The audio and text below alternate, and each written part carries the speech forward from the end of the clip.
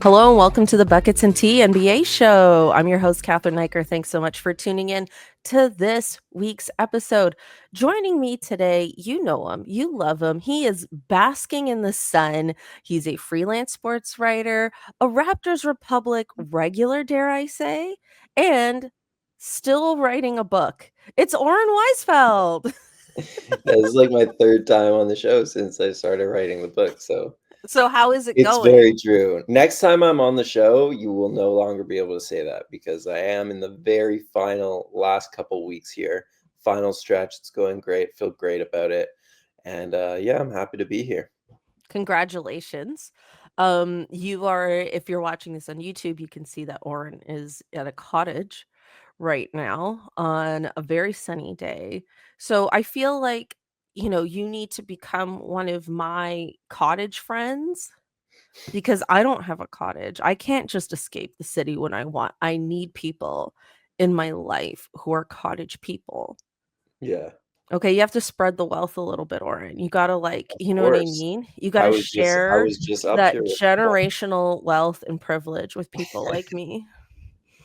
I was just up here with a friend actually, so I'm trying to share it. I'm trying to, let people get in on the fun. It's more fun when I'm not isolated alone up here doing nothing but listening to the silence. So for sure. Wow, is that what you do? When I'm alone, yeah, you start to go crazy pretty quick. Oh, damn, cabin fever, literally. Exactly. That's why they call it that or something. Yeah. I was here Uh, for 2 straight weeks pretty much alone when I was finishing the first draft of the book. And by the end of it, I would not be like allowed into society. Like if I just no. walked into Toronto after that, I had to have a readjustment. Like when someone goes to prison, it was kind of like I had to be readjusted before going back When into someone goes to prison for 2 weeks. You should get a dog. Yeah, one day. One day I'll get it. I have a cat. She's great. She's sleeping. Oh, okay. So you have some company. Oh, that's true. Yeah. Yeah, yeah, It would yeah. be much worse They with don't let you have a cat in prison, I don't think. I don't think so either. That would be like a really interesting program though. That would be nice. It's like I who's think they doing should anyone be any harm? That's a good yeah, idea. Yeah. they should be allowed pets. I think that's like important for health and Happiness. happiness. Yeah, I agree. Ooh, a Hmm. prison pet program would be so fun. This is $1 million idea. Is it? Probably only cats. It's a Just not-for-profit idea. That's what it I don't think the dogs would like No, prison the dogs cells. I think are too no, the dogs are Cats too could much. walk between the cells. They would be all The right. cats I think are fine. The dogs I think it's too much. Because you can train them, you can weaponize them. I don't think the dogs would work out. Yeah. But unless everyone had chihuahuas, Yeah, which would be really annoying. that would be annoying. That would not be good. But the cats I think could provide like some niceness. Animals in prison would probably become like a form of trading, right? Like someone would have like a bunch Oh, of you would cats. trade your cat. Certain Oh, people would. Certain people for sure would for like something that was worth of it. course you would. Oh my god, do Yeah. you remember okay, have you ever seen the show Alone? Speaking of being in a cabin, have you ever seen the show? Alone where they They're, go like, in the Arctic and they yeah, have to survive I for, love like, Alone. months. That's my shit right It's there.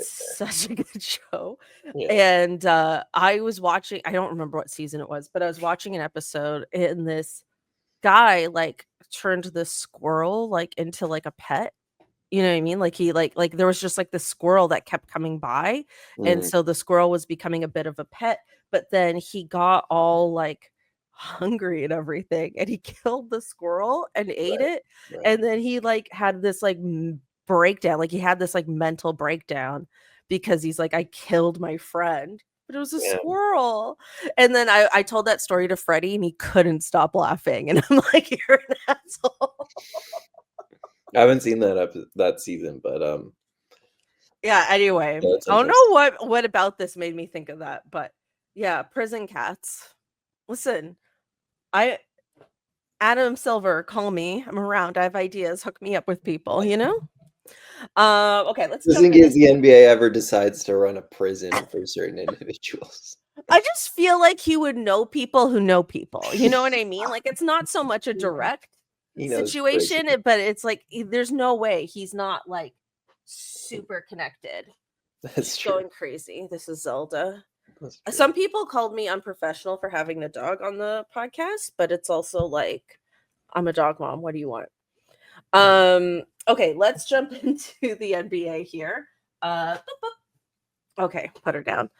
Um okay, let's start off with the fact that the Grizzlies have been an absolute hot mess. Oh my god, we're going to pause. We're going to pause. We're going to pause. So the Memphis Grizzlies are have been an absolute hot mess this last week. They fired their coach, Taylor Jenkins, with 9 games left in the regular season. I don't know if that's happened before. Like, I don't recall a coach being fired with such a little amount of the regular season left, and they're a playoff team. Right now, they're a play-in team, but that section of the West is like crazy. We'll talk about that a bit later. But then later in the week against the Warriors, we have Ja Morant making a gun gesture towards Buddy Hield, and now it's become this whole thing because of his past with guns. And the NBA released a statement saying that they are doing a quote unquote investigation. So as of this recording, we don't know about like suspensions or fines or anything like that. But like I feel like we're doing an investigation means someone's just gonna watch the clip over and over and over again, and then someone else is gonna get, like, the pulse of the internet and see what a big deal or not a big deal they need to make. I don't know what else a quote, unquote "investigation" would be. Buddy Hield apparently also made a gun gesture, and I guess all of this is a bit of a debate because gun gestures have been done in sports before. They're not the first. It's just because he has this history that it's a bad look. I have thoughts, but Oren, let's start with you. What do you make of this whole week with the Grizzlies? I just remember the good old days with the Grizzlies when Ja was getting suspended for tons of games for showing a gun on social media, but the team was winning, so things were Mm. kinda still going pretty good. Now he might get suspended and, the team's losing, but no, like, in terms of the actual thing that happened against the Warriors with the gun gestures, I can't say I care. I don't think anyone's gonna get suspended or anything for a serious amount of time. So that to me is kind of less interesting just because, like you said, it's only a big deal because it's Ja. Um, it does speak to a broader point, which is the Grizzlies' immaturity. And I Mhm. think just what we've seen over the last couple of years, and especially this season, is it's just not like a very serious group. And when Ja is your leader, he is clearly still immature, acting that way on the court, acting that way off the court as early as, last year.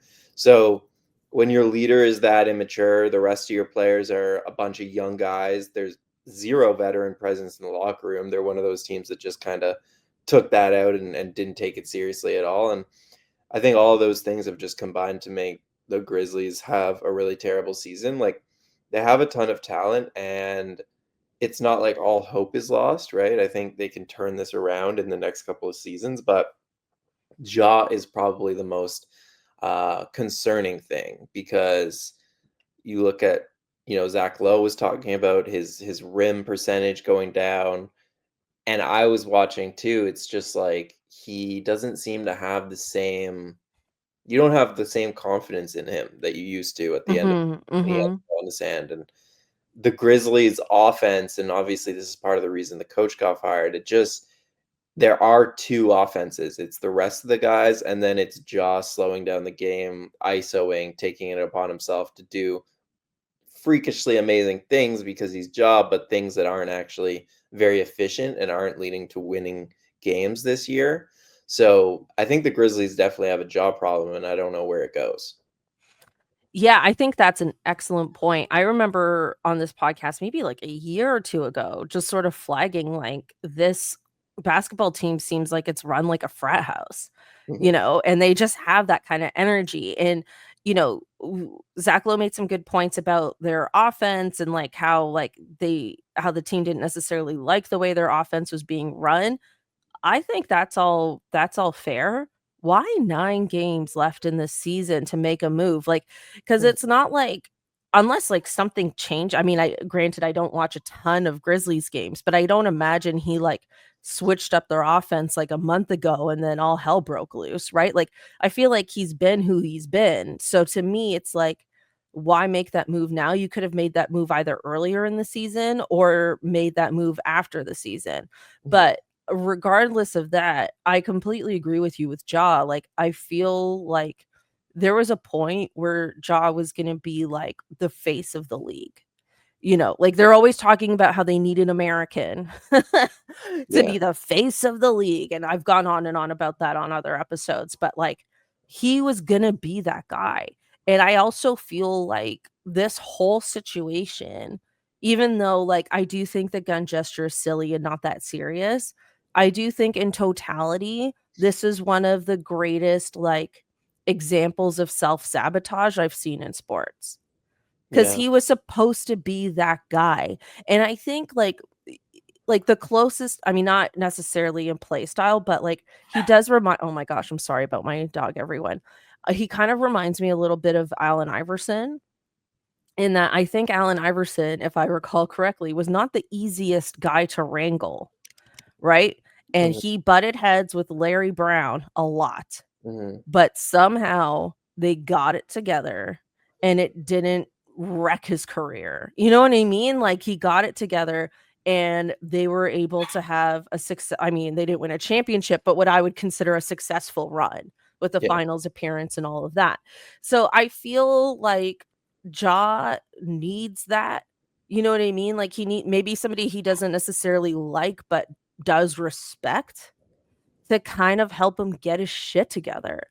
Yeah. See, I I don't would know if that's even possible for him at this point. I I really don't think it don't. is. I don't think it is, because I wouldn't call it self-sabotage. I would just say he didn't become good enough to become the face of the league. And yeah, some of that's on him for not training as hard as he could, for not staying on the floor to get the reps that were necessary because of suspensions and injuries. But I think it's more so just some people take the game to another level like Allen Iverson did and become generational. And some people are just like, Ja is obviously an incredible athlete, incredible basketball player, but his feel for the game and his ability to outsmart the opponent, it just never got up to an elite level. And we're in his 6th year in the NBA.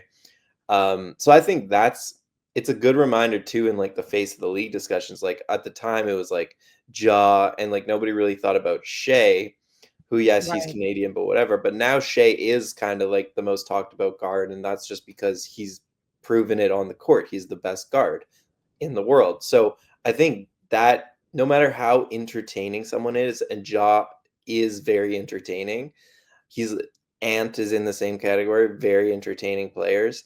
Unless you develop into one of the absolute top 5 players in the world, nobody's gonna take you serious as a face of the league.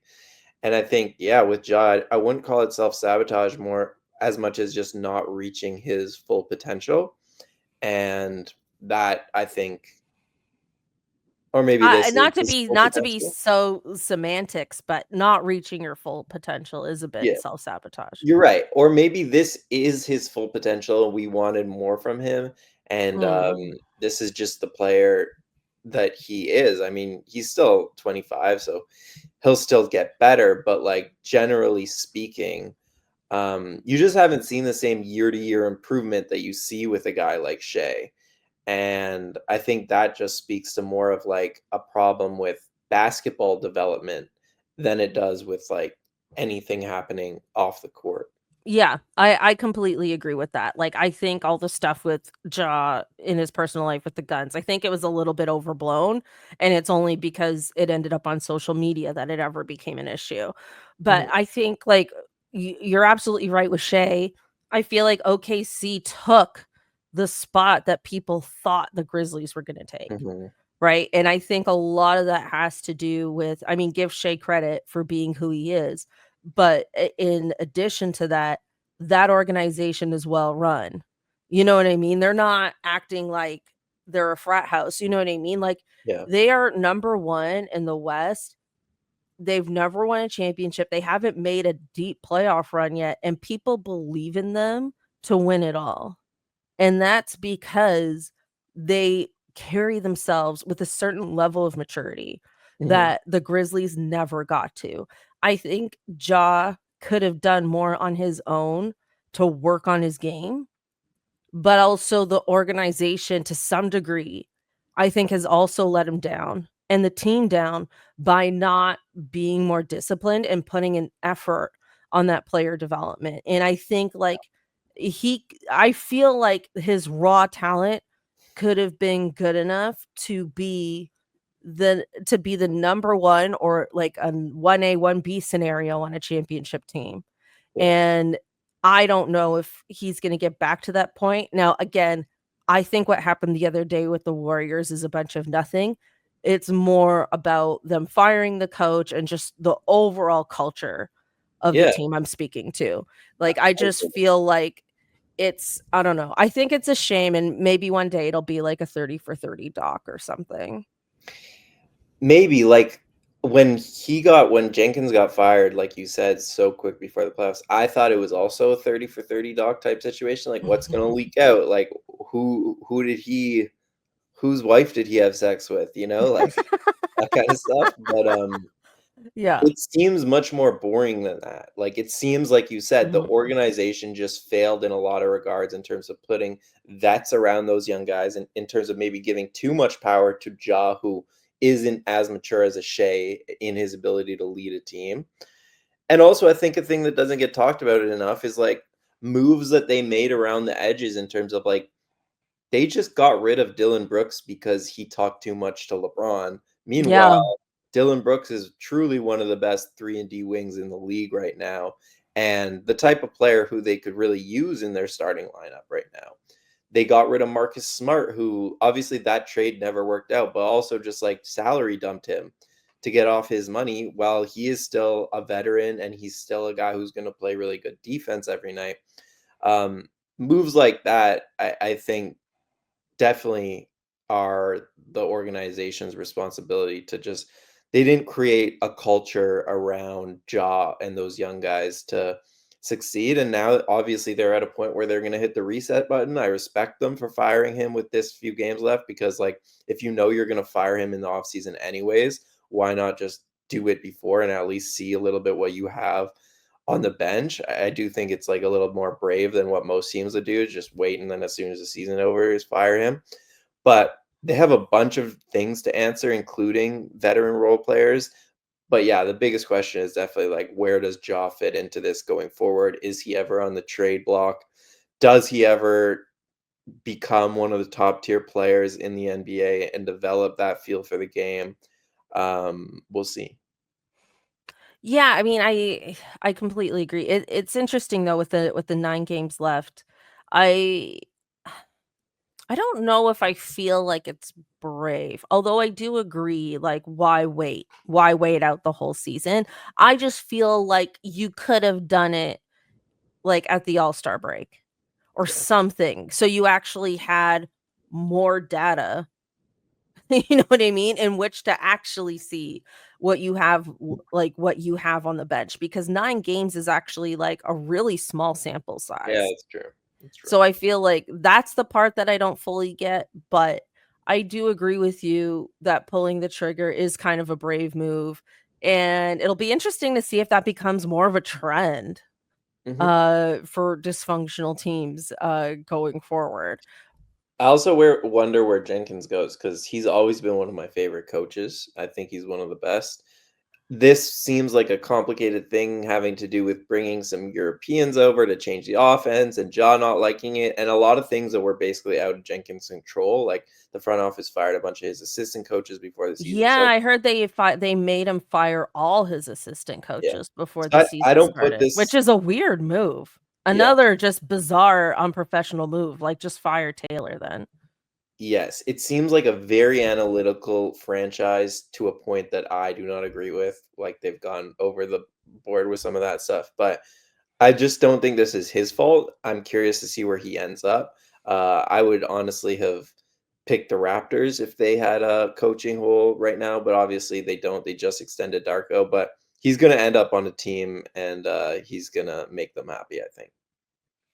Yeah, I mean, I think, like oh, you think, like, Taylor will end up on the Raptors, sorry? No, on a team Oh, very on soon. a team, sure, yeah, I don't doubt that at all, especially with the way, like, firings and hirings go, it's just, like, this weird carousel with all the coaches, I feel.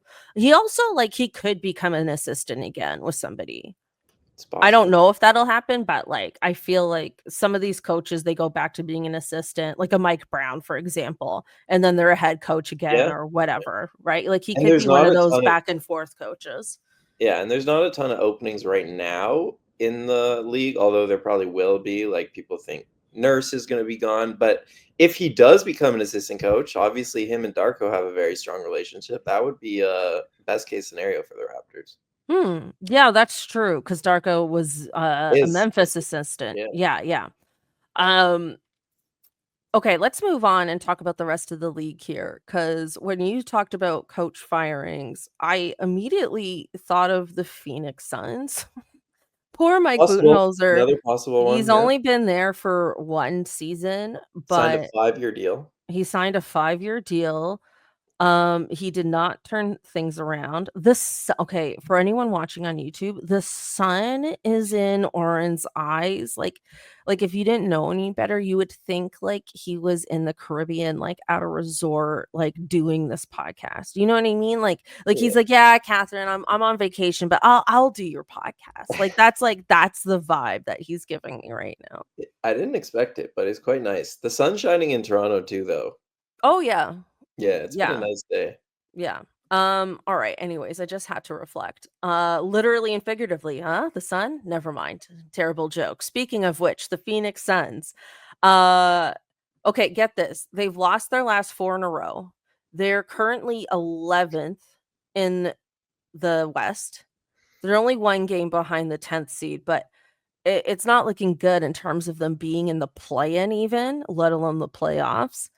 They don't have their draft pick this year. So there was no, like, incentive to tank. This has just been a disaster of a season. Like, I don't think anybody thought going into the season that the Phoenix Suns wouldn't even be in the play-in. Yeah, yeah. It's surprising, although probably not like it's definitely a situation where they did it to themselves and traded a bunch of role players and whatever picks they had left for Bradley Beal, who had a no trade clause and then couldn't trade Bradley Beal at the trade deadline when it didn't work. Like as soon as that, Despite desperately trying yeah, to. as soon as they traded for Bradley Beal, I remember being like, "This is one of the worst deals ever. I don't understand it." Yep. And in a I don't league know where anyone who did like that trade. I don't exactly. think there was a single person who liked that trade. And just in a league where depth and youth are very important, especially in the regular season, um, they don't have those 2 things, so I'm not, like, shocked where they are. It's a little surprising Devin Booker's having such a down year. KD's been playing great, but, yeah, I obviously just not a good team. I don't know what to say about Yeah, I mean, I agree. It's just surprising. It's just like our topic wasn't about coach firings, but it just made me think like, oh, that's mhm, a coach I could see going. for sure. Okay, let's look at the playoff picture here. We've got a bit over a week left of regular season, which frankly, thank God.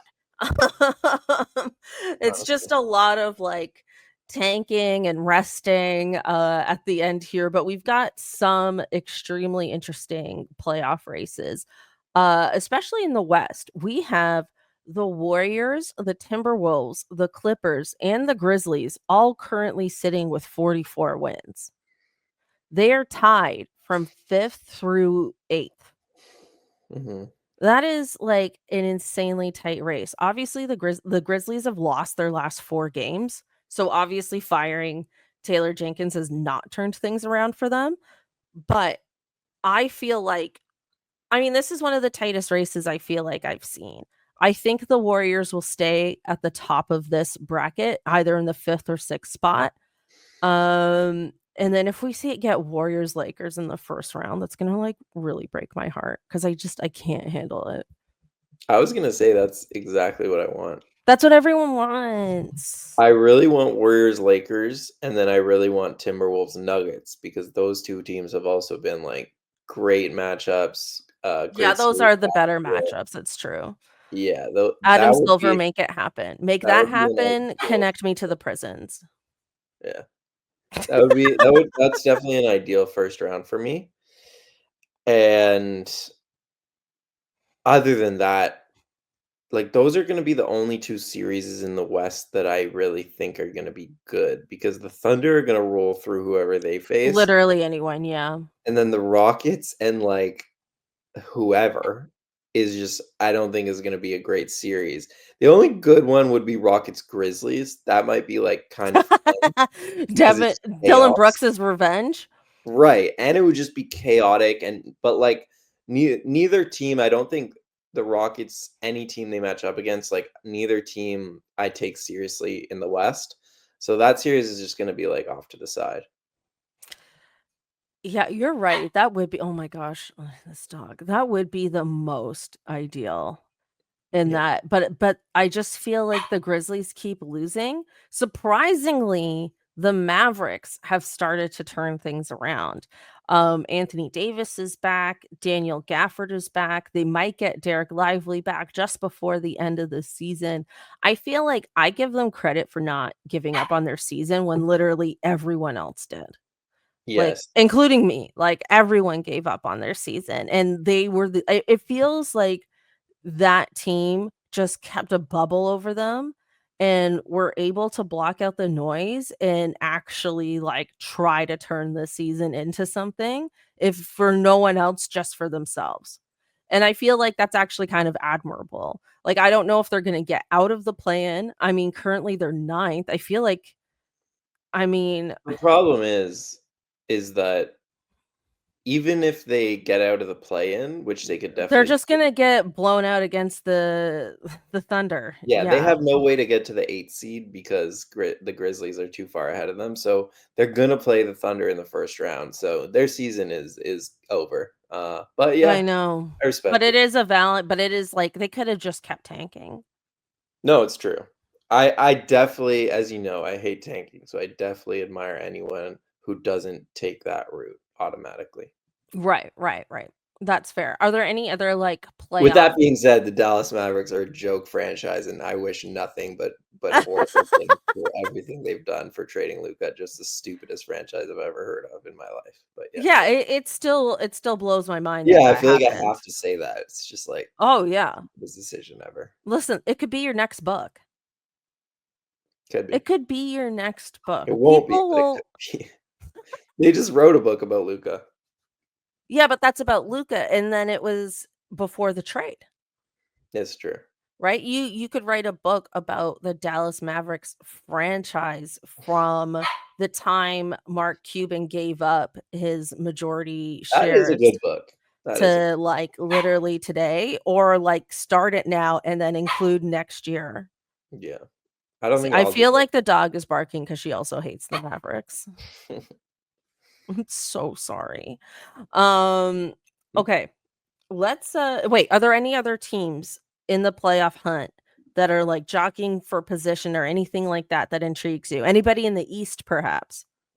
Yeah, I'm just looking in the East now, and it's the same kind of area. The 3 through 6 could get pretty interesting because it's very tight right now. Um, yeah, I think Pacers Bucks would be another good series because we've seen those teams kind of develop a bit of a rivalry over the years. Um, Yeah, yeah, right now it would be Knicks and Bucks in the first round. yeah. So I'd like the Pistons and Bucks to switch places ideally because I think that's a better series, and then the Pistons play the Knicks. I think that's a good Oh, old I old school know. rivalry, right? So hopefully those things switch in place. Other than that, the Celtics and Cavs are gonna demolish their opponents, so not much to see in the first round. I know the West is like, or sorry, the East is just like, let's just get to that Eastern Conference Finals and It's then gonna be things great. and then that's gonna get really juicy. I still don't even know. Although Yeah.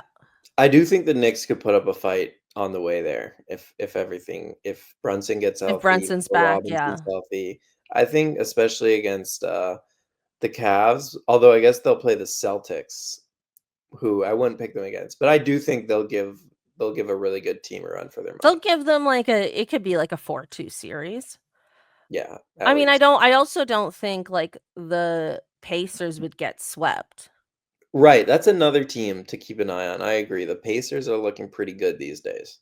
Yeah, like and Siakam is having a great season. Like, people haven't been talking enough about what an awesome season he's had and talk about that trade working out for them. He has been their best player Yeah. for the majority of the season, and it's like Halliburton has his moments. He hasn't quite hit that moment that he had before that hamstring injury, but, I think the Pacers are gonna be interesting as well, and they were in the Eastern Conference Finals last year, so it's like they have that kinda under their belt as well, but yeah, you're Yeah. absolutely right. All I'm saying is they could win 2 games against either of those teams at best. I think they could do better. I think the East is pretty open. Like the Celtics would be my pick, but I think it's hard to repeat. And like the Pacers gave the Celtics a run for their money last year, even though I think it was a sweep. The Celtics said that was their hardest series. Mm, Um, and also shout out to Andrew Nemhard, who I don't think people have mm. talked about enough this season, who's kind of like the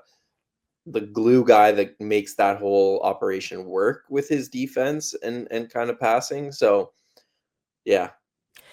Indiana needs another series against the Celtics, so, the American media, talks about them again, Hmm. because if they face the Sure. Cavs, they'll never get talked about. That's true. Anyway, do you wanna move on to our Raptors homer moment? Yeah, let's do it. Okay, so, we talked about, you don't like tanking. Very divisive topic amongst the Raptors fans. I've had various takes throughout the year, really, on this topic. But now that we are getting closer and closer to the end of the season and the draft lottery, we can look at some of the odds for the number one pick as it stands. Utah's at 14%, Washington's at 14%, and Charlotte are at 14%. The Raptors are at 7.5%. Now they could move that needle a little bit if they, lose the rest of the season. Maybe they could get into the 8 to 9 percentile, here, but Oren, you talk about you hate tanking. Everyone's talking about Cooper Flag, where how are you what's your pulse on this Raptors team right now? I just wrote a piece about tanking for The Guardian. If people want to check that out, it's on my social media, on my Twitter at Oren Weisfeld. I talked a lot about the Raptors just because I understand like what it is. Like tanking is the incentive in the NBA, but I also think like there has to be some ethical tanking here. I think the Raptors have joined in a long list of teams like the Utah Jazz, who have done some really gross tanking this year when it comes to resting healthy players like Quickly and Pirtle every other game for the month of Mhm. March, or that's not even that's kind of been done in the past. I think what's new this year is like the quiet quitting, like pulling starters in the fourth quarter. Like Yeah, Scotty yeah. Barnes not even playing in fourth quarters despite kind of like needing those developmental reps. Like that to me is a pretty gross form of tanking, but it's also not something I blame the Raptors on. I think it's something that a bunch of other teams have done and the Raptors are following in their footsteps, and teams have learned to game the system. And as long as the NBA doesn't change the system or make it harder to game by penalizing teams for doing things like sitting a healthy Lauri Markkinen and getting caught for it, like a real penalty. As long as Yeah. the NBA just lets teams get away with it, like I don't blame the Raptors for anything they're doing individually. They've followed in a team in a line of teams from the process 76ers up till the Spurs a couple years ago, and Oklahoma City Thunder for a couple years, and now the Jazz are really the grossest at it right now. So that's kind of just what's been happening. The Raptors, I don't begrudge them for where they are as a franchise for using this year to tank. It's just, yeah, some of the ways that they've done it has been, I think, pretty gross. Yeah, I mean, that's interesting because I feel like even if the league wanted to, like, crack down on that, you could easily argue, like, "Hey, we wanna give these bench guys real crunch time minutes, and this is the time to do it because we're not in the playoff picture and blah, blah, blah, and this is part of our player development." Like, I think there's, like, a world where you make, like a valid case for that. Yeah. Where, like, other teams that are just, like, fully resting players and just saying, "Oh, they need rest," is, like, ridiculous. Like, I talked about, the 76ers resting Quentin Quentin Grimes. Grimes, that's crazy. Like, that is, like, how is that not getting fined? Like, that's just full Yeah, on rest. Like, what? Like, it's not even like, "Oh, knee soreness," or something yeah. like that. Like, they didn't even make that up. Another thing too was, with Grady Dick, like, I know he's injured, but they said he was gonna be reevaluated after 2 weeks, and then there was just nothing. Mm. So it's like, was he not reevaluated? Like, I kind of am like, why didn't they just, like, shut him down for the season? Maybe they couldn't shut him down for the season, so they decided not to release anything at all. I feel like they've been slightly cagey about his injury. I'd be curious for the Raptors once they lock into that 7th worst odds or wherever they are right now, 'cause I think They're they're kind of in the middle of probably the pack in terms of yeah, odds right and now. they're probably gonna lock into it soon. I'd be curious once that happens if, like, Grady comes back, if Ingram starts playing a few games just towards the end of the season just to get some guys some reps, because, yeah, obviously, they're just shutting guys down and not saying it right now. Um, yeah. Was it I don't know, was there a question or I don't know if you have been following, like, I personally have not been following, like, who are the draft prospects. I haven't gotten into any of that yet. I don't know if you have or if you have any insights on that. I wouldn't call them insights. I have been watching the March Madness a good amount. Both tournaments I think have been really good. And yeah, in terms of like the prospects on the NBA side, uh, I think I'm excited for the Raptors regardless of kind of if they get the number one pick or not. Like there's a bunch of good prospects. It seems like bunch of exciting guys. I also think it's interesting that the last time when the Raptors drafted Scotty, they also had the 7th worst odds, jump to the 4th worst, Mm. jump to the 4th spot and selected Scotty. So in this draft, obviously, like Cooper Flag looks like the best number one pick I've seen in a very long time. It looks amazing. Well, since Dylan, Wemby. yeah, Come well, on. that's true. That's 1 year. I should say the best college recruit in a while. Okay, sure. Yeah, yeah, yeah. Fair. Um, Dylan Harper, I think, would fill a real need for the Raptors at the point guard position, who's the number 2 pick in this draft. After that, there's VJ Edgecombe, who I think would fit a need for the Raptors just as like a defensive-minded guard. And then the other guy who I'm interested in is Yakichonis. Forget his first name, but he's like a Slovenian guy who's playing for Illinois, and he's kind of like a pass first point guard, Oh, which cool. maybe wouldn't fit like perfectly with Scotty, who's kind of also a pass first point guard, but he's like 6'6", make the team huge at every position, and he's like a very high upside guy if he ever learns how to shoot. um, he's one of those guys. He's projected to go like from 5 to like 8 range. So yeah, Yakachonis is the other guy who I'm keeping an eye on for the I'm rest. always weary of when people say if this player ever learns how to Yeah, but shoot. he's Slovenian. It get You That's can't fair. be Okay, that's can't be better. I worried mean, about this is true. This is true. You're him. absolutely right about that. It just like whenever I hear that, like I start to think of Ben Simmons. Yeah, And that's a then little it's yeah, like, that's true. yeah. And then it's like almost PTSD, except I'm not actually a 76ers fan. You know what I mean? But it's like it's on that level. Yeah. You're looking up his stats. I hear the typing. I just wanna make sure he's Slovenian. Lithuanian. Oh, I still trust buddy. it. I still trust it more than Americans. Yeah.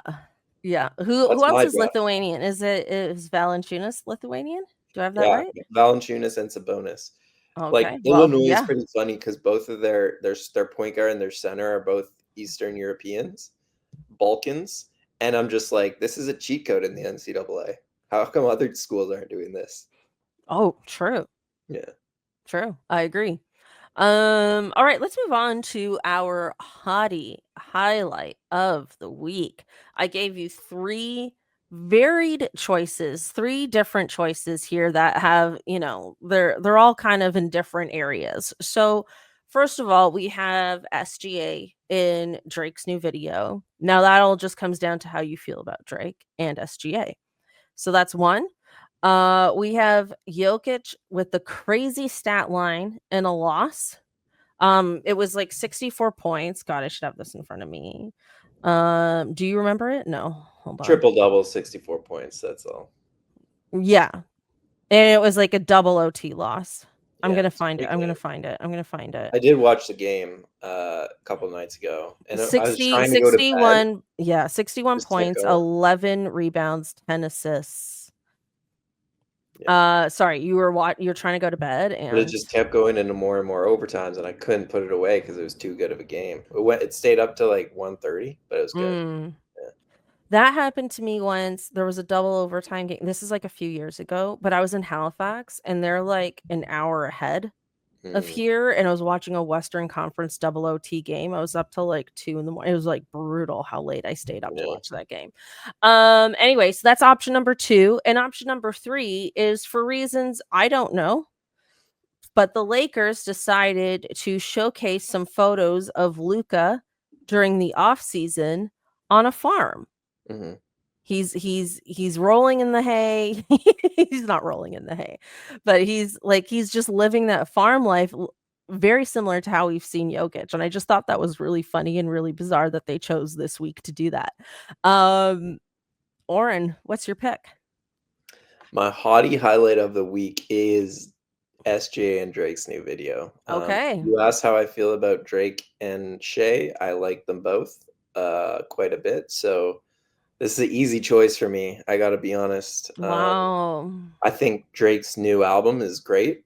Nokia is a hit, and I think Shay is I'll obviously use this moment to talk about, some Canadian nationalism. But he, I think, is having a very interesting and under the radar season just with kind of the way he is exploding onto the scene. Like everyone knew Shea, but now it's a little different. Like he goes into Boston, I think he drops 50 points and like his logo is like being projected onto like the arena after the game. Like that's pretty badass after you drop your first signature shoe. And obviously, like in the video, Shea is standing with a bunch of pairs of his shoes and a bunch of unreleased colors, which we haven't seen yet. I don't Mm. know about you, I'm curious, but I think the shoe is great. I think it's really nice, and you can see he's kind of like been rolling it out through his friends. So like Nikhil wears it, Andrew Nemhard wears it, Chris Paul was wearing it when he was in Toronto recently. I was at the game, so obviously he's given us some friends. He's slowly unrolling it throughout the league, and I think the new colorways are going to come out, and I think it's going to become a very big shoe, especially in Canada, but maybe even worldwide. I just kind of see like the stardom of Shea is really exploding this season and probably going to culminate in an MVP and maybe a championship. So it's exciting stuff for Canadian basketball.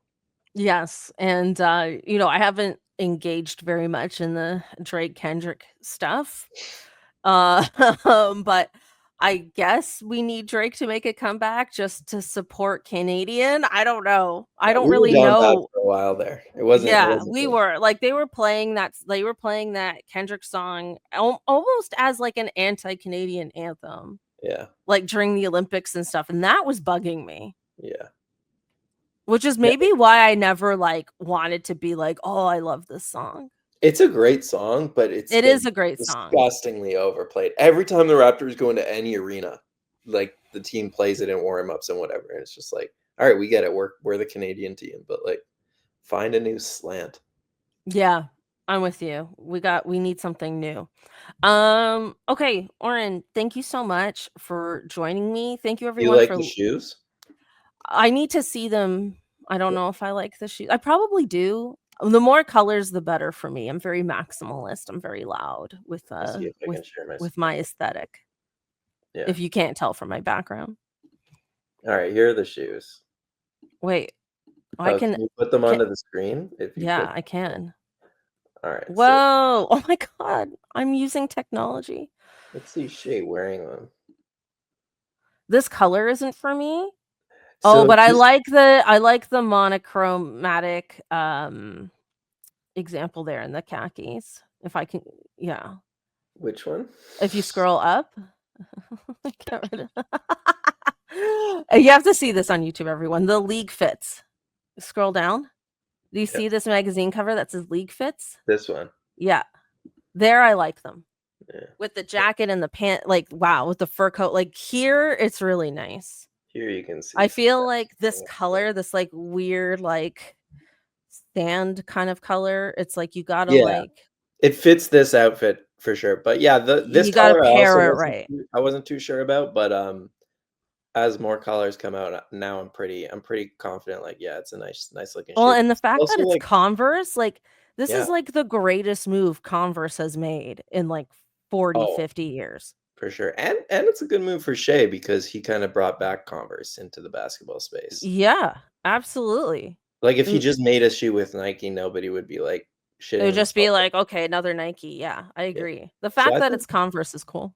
I think it has real potential because it's also not like he plays in those shoes, but also you can see it's not, like, just a basketball shoe. Like, people would wear those wherever. Yeah, it could also just be a casual shoe. Wait, did you freeze on me? Oren. Hold on, we're gonna move back to the regular oh my god. Listen, Oren is completely frozen. I don't know how to salvage this, but we were wrapping up the episode more or less. This is hilarious if you're watching this on YouTube.